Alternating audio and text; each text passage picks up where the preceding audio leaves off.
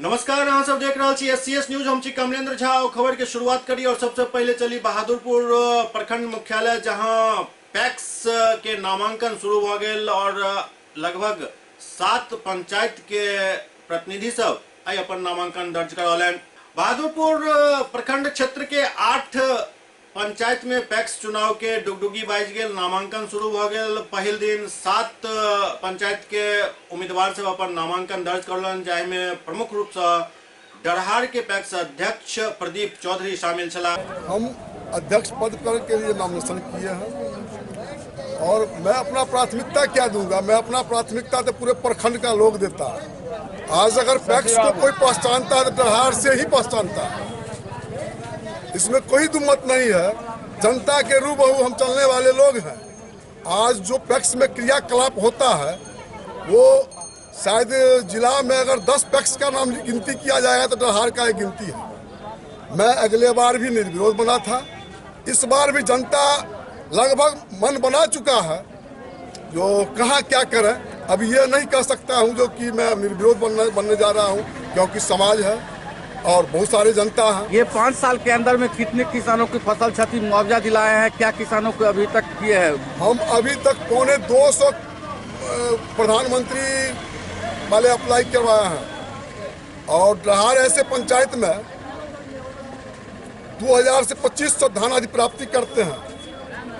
और इतना ही नहीं, जिस दिन से मैं व्यापार मंडल बना हूँ, किसी न किसी आधार से पूरे प्रखंड का काम करते आए। कितने किसानों को फसल क्षति की मुआवजा दिलाए हैं और कितना किसानों को बीमा का लाभ दिलाए हैं?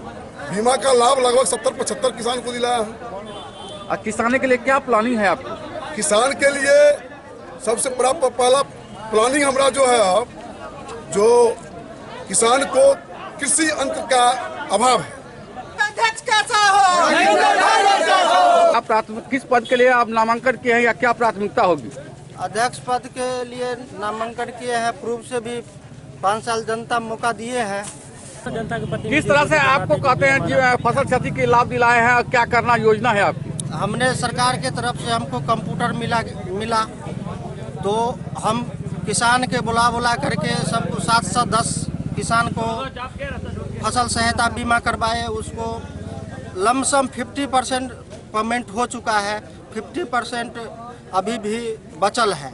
क्या आगा क्या योजना है आपकी? हमारा योजना है किसानों के 100% जो भी योजना आएगा सरकार के उसको लागू करवाएंगे और उसको दिलवाने के काम करेंगे। नामांकन किए हैं, क्या प्राथमिकता होगी? प्राथमिकता यह है, जो पैक्स में जो गड़बड़ी है, पहले भी पूर्व में भी पैक्स अध्यक्ष थे।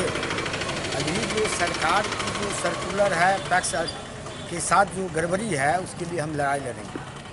हमारा यह प्राथमिकता रहेगा जो किसान को समय पर धान का उठाव हो, समय पर उसको बीज दे और जो पैक्स में गोदाम है वहाँ गोदाम की व्यवस्था हो, वहाँ से किसान के समय पर पैसा मिले, खाद मिले, बीज मिले।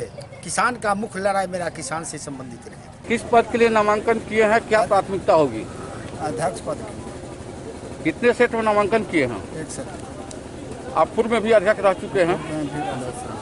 कितने किसानों के लाभ दिलाए हैं अभी तक? हम जो लगभग जो है से अभी तक अपने पंचायत में जो है से किसी खाद को जो है से जितना माने उर्वरक का जो जरूरत पड़ता है वह उपलब्ध कराते हैं और बीज का। किसान को जो भी सरकार देगी वो सब किसान के हित में किसान के नज़दीक पहुंचावेंगे और पैक्स का जितना भी काम होगा सब सुचारू रूप से चलावेंगे ईमानदारी पूर्वक। पैक्स अध्यक्ष के रूप में नहीं, पैक्स एक जनता के रूप में जो है सो सेवा करूँगा। रंजीव कुमार हलपट्टी पंचायत से नामांकन किया है। क्या प्राथमिकता होगी आपकी? प्राथमिकता हमारे माध्यम से सहकारिता विभाग से जितना हो सके किसानों को लाभ पहुंचा सकूं। फसल क्षति बीमा का क्या रहेगा आपके यहाँ?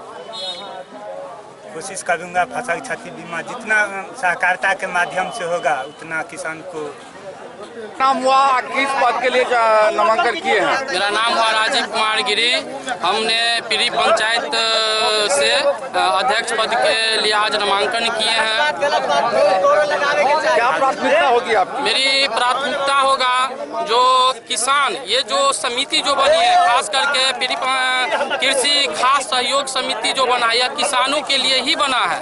और मेरी अगर जीत होगी, जनता ने अपना आवाज बुलंद करने के लिए, अपना आवाज जो है सरकार तक पहुंचाने के लिए, अपना जो उनका हक और अधिकार है वो दिलाने के लिए सब जनता जो है हमको चुना है।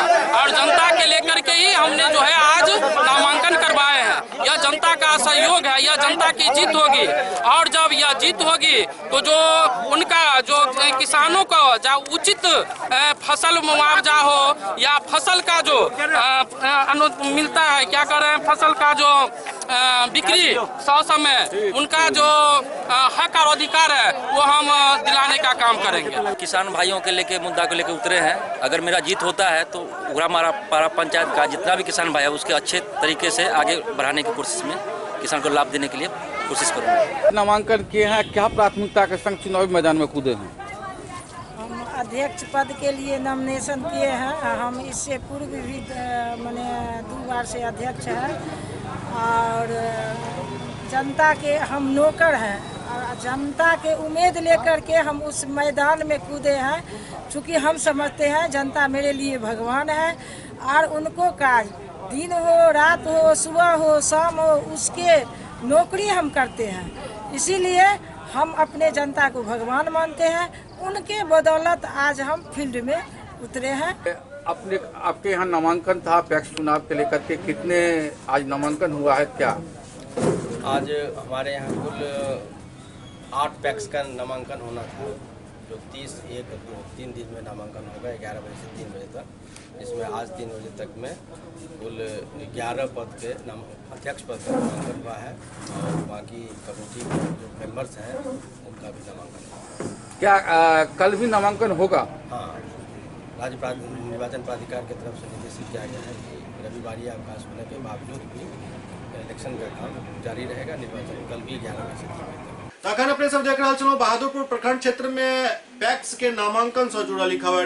एहि अंक में अखन एतबे, अगिला अंक में फिर किछु और समाचारक संग उपस्थित है। तब तक अपने सब देखते रहो SCS न्यूज। नमस्कार।